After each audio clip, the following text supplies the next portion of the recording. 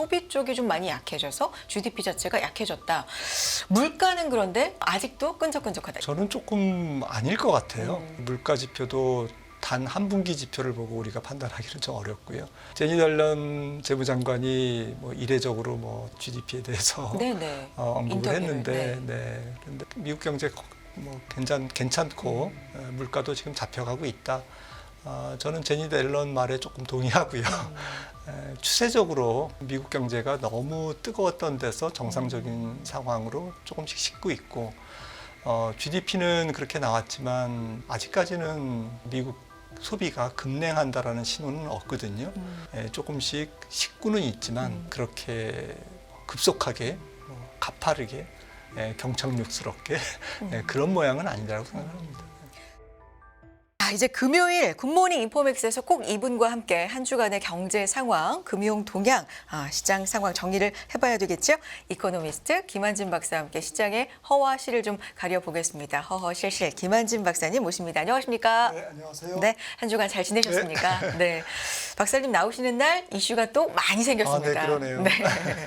사실 며칠만 지나도 좀 예전 일 같기도 해요. 금융시장이 원래 좀 이렇게 네, 빨리 맞습니다. 변하는 면이 있으니까요. 네. 오늘 얘기부터 그러면 가장 따끈따끈한 얘기부터 좀 짚고 가겠습니다. 미국의 1분기 GDP 속보치가 발표가 됐는데요. 예상치 대비해서 크게 낮게 나왔잖아요. 네. 이게 왜 그런 거고 시사하는 바가 뭔지 어떻게 보셨는지 궁금합니다. 네, 좀 모든 사람들을 깜짝 놀라게 했습니다. 네. 1.6%는 뭐 예상치 거의 2.4%나 2.5%, 뭐 블룸버그나 뭐 대부분의 예측치가 2.5%였는데 1.6%니까 너무 안 나온 거죠. 네. 그래서 조금 놀랬고요.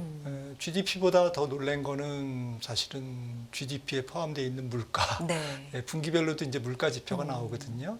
GDP 항목에 이제 물가가 들어가 네. 있기 때문에 그것을 이제 뽑아내서 물가를 구하는데 이 물가가 또 치솟았습니다. 그래서 성장은 둔화되고 물가는 올라 뭐 이러니까 사람들이 깜짝 놀랐고 뭐 주가는 급락하면서 간밤에 시작했죠. 네.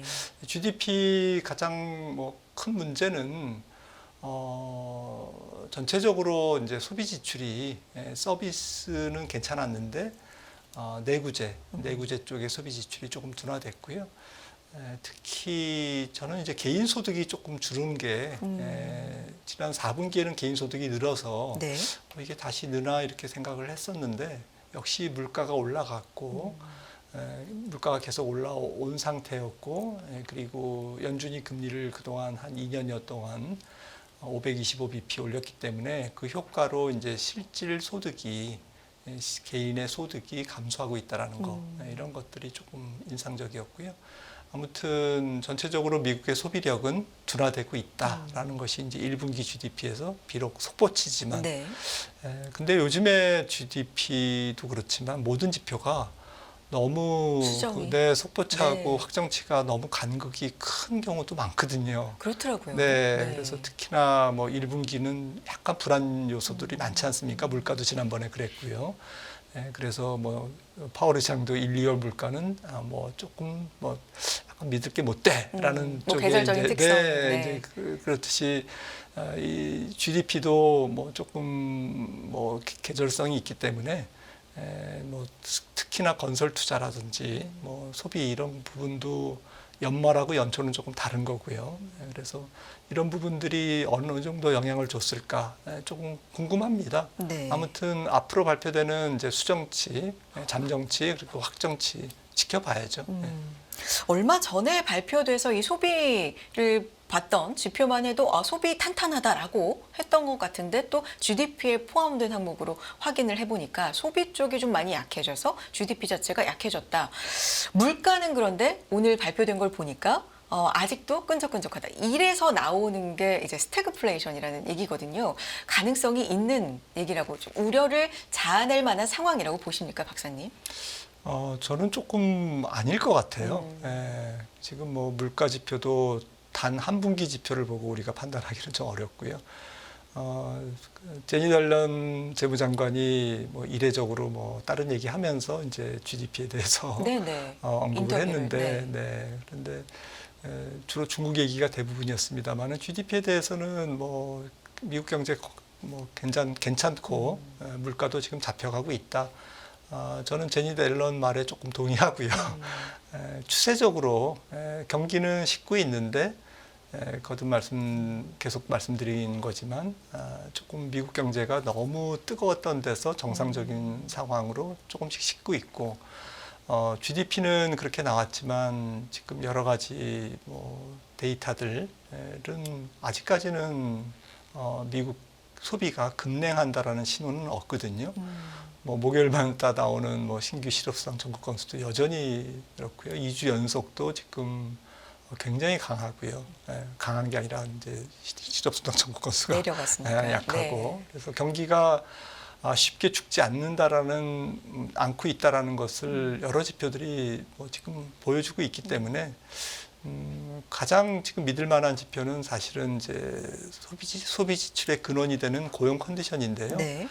고용 컨디션이 지금 이민자 급등으로 물가는 임금 상승률은 조금 억제되면서 구조적인 노동시장의 수급 불균형, 그러니까 공급 부족 현상은 조금 해소되고 있다.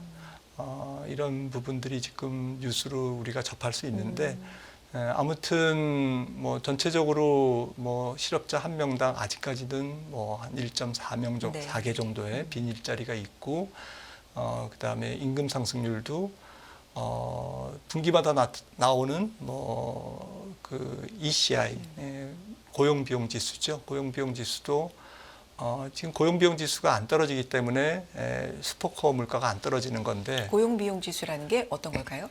임금보다는 조금 더 광범위한 여러 가지 기업들의 복지 비용이라든지 뭐 퇴직금이라든지 이런 모든 비용을 이제 다 감안한 좀 더 넓은 분기마다 이제 발표가 네. 되는데요.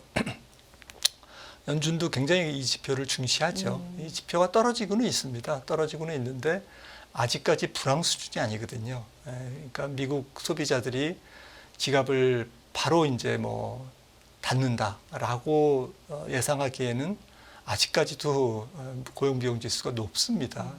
그런 측면에서는 미국 경제 전체적으로 또 소비 지출 또 가계 컨디션 뭐 이런 부분들이 조금씩 식구는 있지만 쿨다운되고 있지만 그렇게 급속하게 가파르게 경착륙스럽게 그런 모양은 아니라고 생각합니다.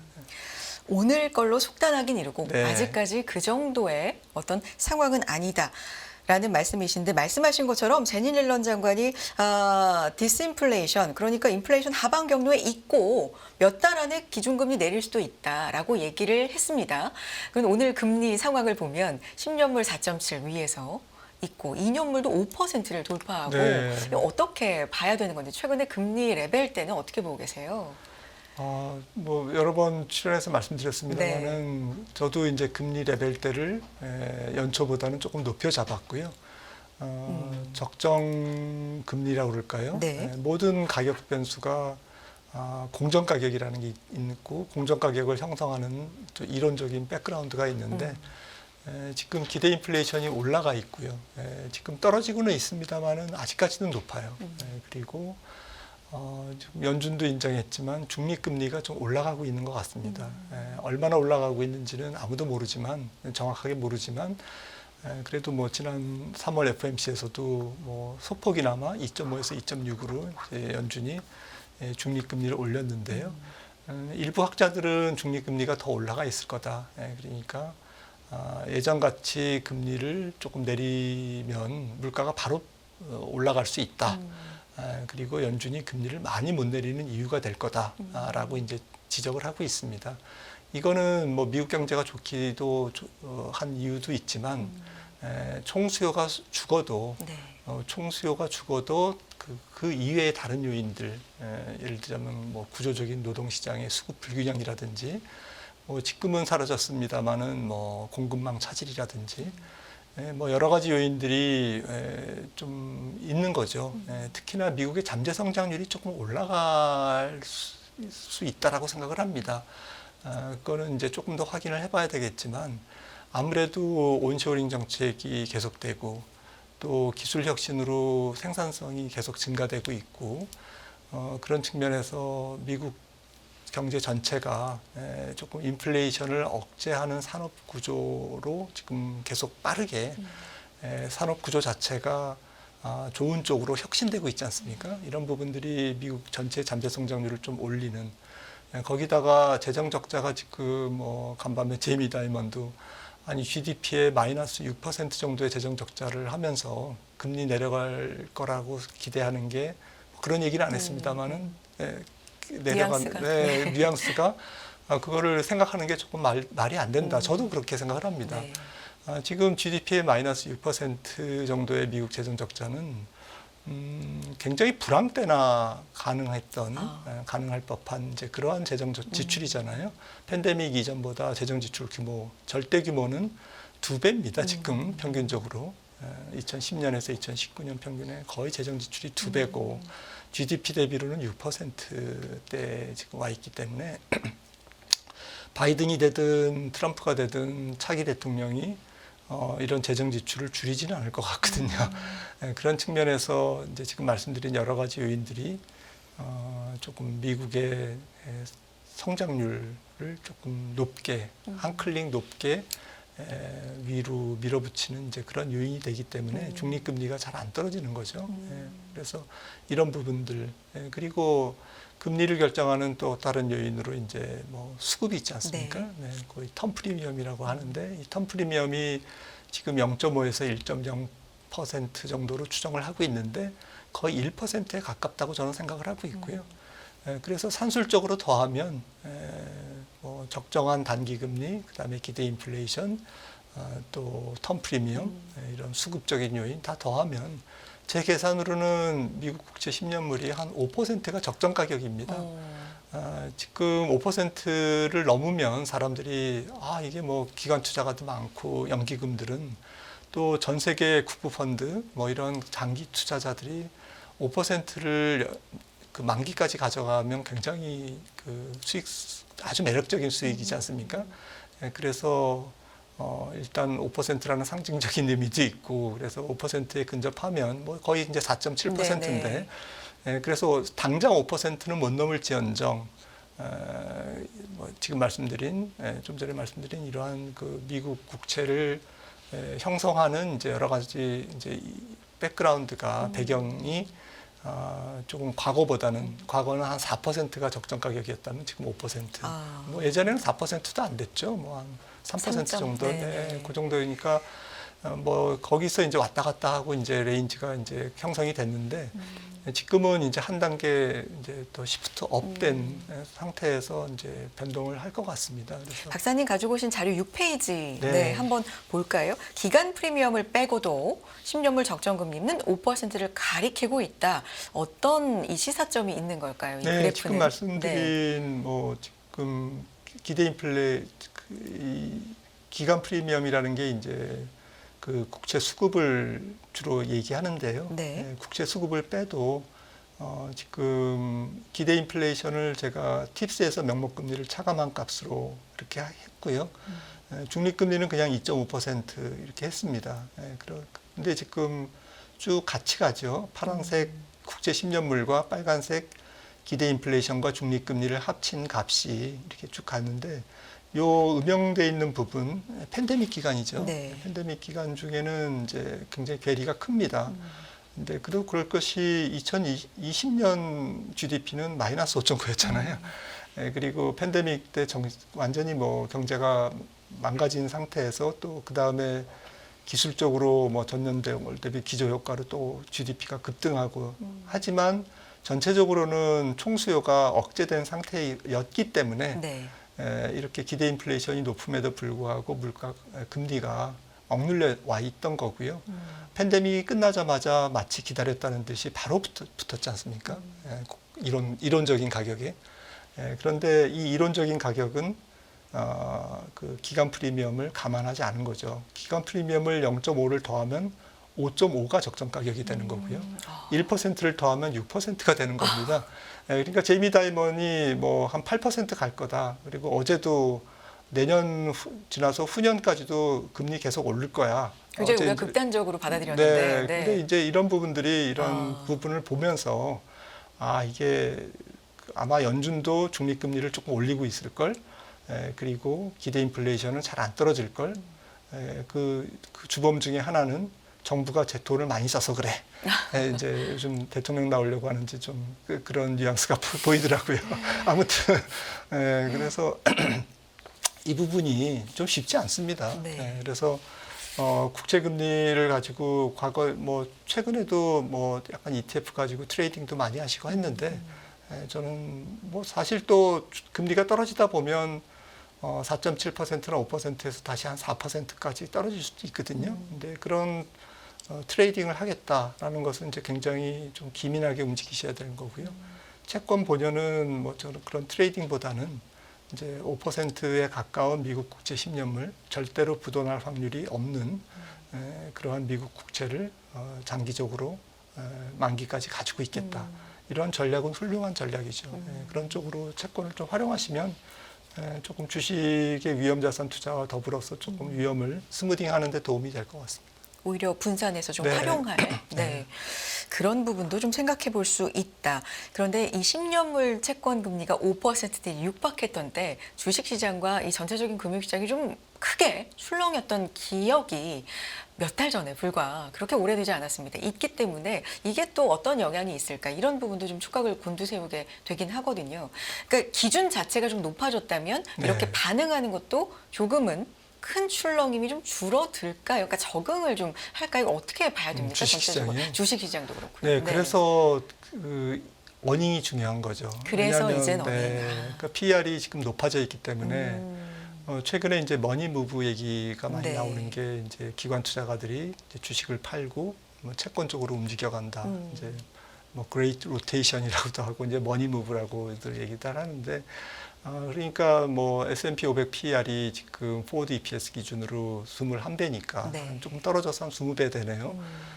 그러니까 주식 시장에서의 기대 수익률이 5%니까 지금 금리가 뭐 5% 거의 되니까 이게 조금 불편한 거죠. 그러니까 그거를 극복하려면 이제 이익이 더 나와줘야 뭐 내년도 이익을 대입했더니 야 20배가 아니라 18배야. 그러면 18배와 20배 사이를 주가라는 피가 공백을 메우면서 주가가 올라갈 수 있는 룸이 생기지 않습니까? 공간이. 이제 그래서 어닝이 중요한데 그래서 최근에 1분기 실적 이렇게 지금 빅테크들 발표하고 있는데 보면은 상당히 재밌습니다. 지금 이익에 굉장히 목숨을 걸고 있어요, 주가가. 테슬라는 이익이 안 나왔는데 앞으로 저가 모델을 만들면서 하반기에는 돌파구를 찾는다고 하니까 느닷없이 폭등을 했고요. 네. 그리고 뭐였죠? 뭐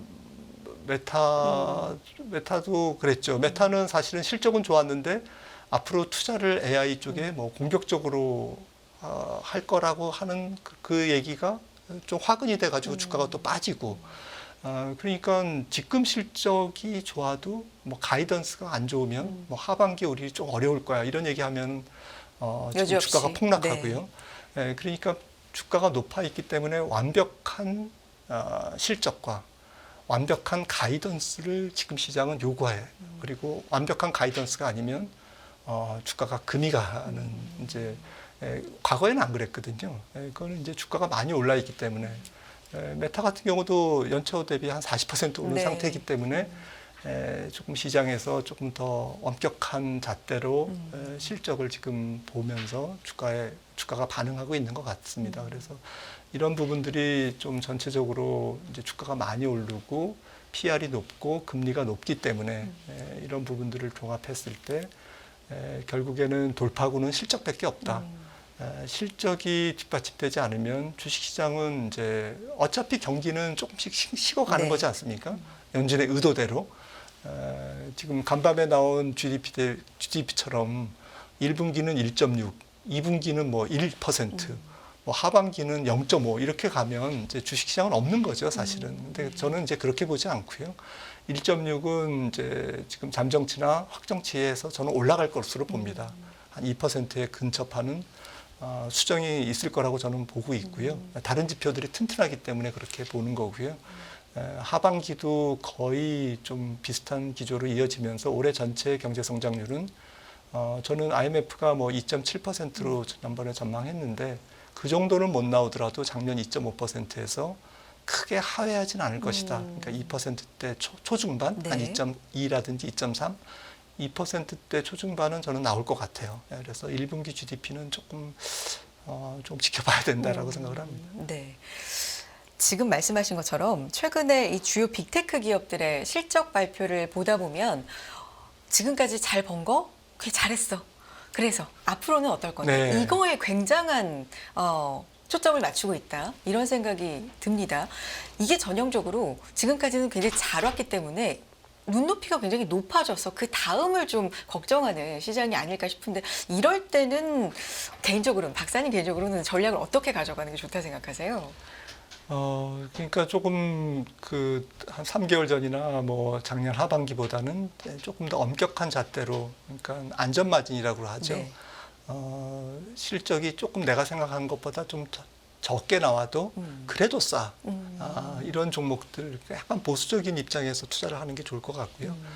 주식시장을 접할 때 우리가 조금은 좀 과감할 때가 있고, 조금은 조심스러울 몸을 때. 사리고. 네. 이게 이제 뭐 꼭 맞는 건 아닙니다. 몸을 사렸는데 더 시장은 강하게 나와가지고 기회를 잃는 경우도 많지만, 그래서 뭐 지금 주식시장을 떠난다, 뭐 그다음에 뭐 이런 의미가 아니고, 좀 전술적으로 좀 아주 공격적으로 주식시장을 대할 때와 좀 보수적으로 대할 때가 있는데, 지금은 실적 잣대를 조금 더 엄격한 잣대로 돼야 되고, 그래도 싸. 내가 생각하는 실적보다 조금 안 나와도 그래도 이 주식은 매력적이야. 네. 장기적으로는 성장해. 그리고 단기적으로 살짝 뭐 지금 조정을 보일 수는 있지만 결국에는 이 기업의 성장성은 우리는 조금 높게 평가해야 돼. 뭐 이런 확신이 있다면 그런 컨빅션을 가지고 투자를 하는 거는 괜찮습니다. 그런데 이제 전략적으로 지금은 빅테크가 굉장히 훌륭합니다. 실적이. 하지만 주식시장에서 중요한 것은 실적 자체보다는 좀 센티먼트라고 그러죠. 네. 그냥 증가율. 작년 이맘때에 비해서 작년 뭐 1분기에 비해서 조금 증가율이 둔화되느냐 아니면 더 올라가느냐 이런 추세가 조금 더 중요한데 네. 주가가 좀 올라 있으니까요. 네. 근데 빅테크들은 지금 내려가는 거거든요. 1분기에 그 M5 5개 종목의 EPS 증가율이 1Q에 거의 60%대지 않습니까? 네. 작년 1분기 대비 60%입니다. 그런데 작년 1분기도 그렇게 나빴던 건 아니거든요. 빅테크들이 작년 1분기에 다 적자가 나고 이랬던 것도 아니고요. 그렇죠. 그렇지만 이제 1분기를 60%대를 고점으로 이제 계속 떨어집니다. 2분기, 3분기, 4분기 자료 한번 볼까요? 뒤로 갈수록 네. 이제 떨어지고요. 네, 이거는 한국경제신문에서 제가 캡처한 거고요. 네. 팩트셋의 원래 자료입니다. 64%에서 M5, 네. M5가 2분기에는 34% 예상입니다. 네, 팩트셋의 예상이고 4분기에는 조금 올라가네요. 네, 19.8%. 근데 파란색은 녹색은 이제 495개 종목, M5를 제외한 495개 종목인데요. 495개 종목이 1분기는 마이너스 6에서 2분기에 플러스로 전환되고 쭉 올라가지 않습니까? 그러니까 월가에서의 얘기는 빅테크를 좀 줄이거나 조금 보수적으로 대하고 이런 빅테크 이외의 종목들, 빅테크 이외의 종목들이 뭡니까? 뭐 금융도 있을 거고 스몰캡도 있을 거고 경기 순환주도 네. 있을 거고 뭐 요즘에 에너지도 좀 있을 거고 이러한 종목들이 좋을 거다라는 거고요. 그러니까 많이 오른 빅테크를 더 쫓아가지 마라. 이제 단기적으로는 이제 네. 그렇게 보고 있는 거죠. 그런데 빅테크들이 이제 이렇게 쭉 줄면서 이런 비빅테크들, 뭐 일반적인 종목들, 경기에 관련된 종목들이 올라가려면 사실은 경기가 버텨줘야 되거든요.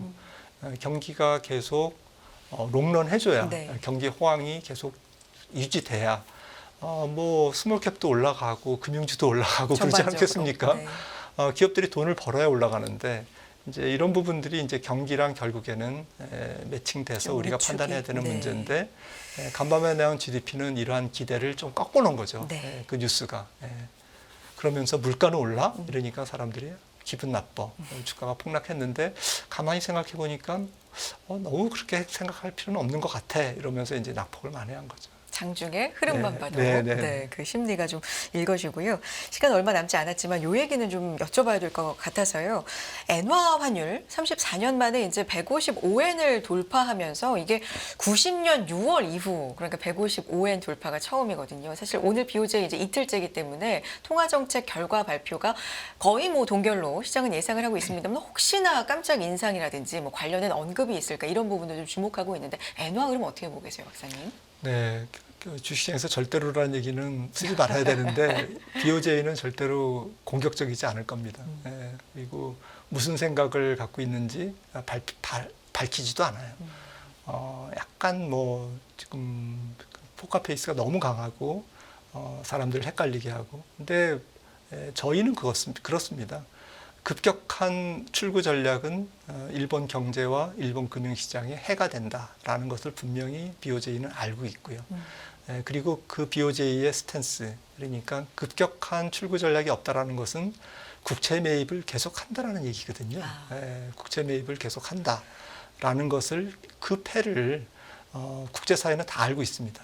그러니까 BOJ가 어떤 얘기를 하더라도 일본 통화 정책은 완화적일 거야, 비둘기일 거야.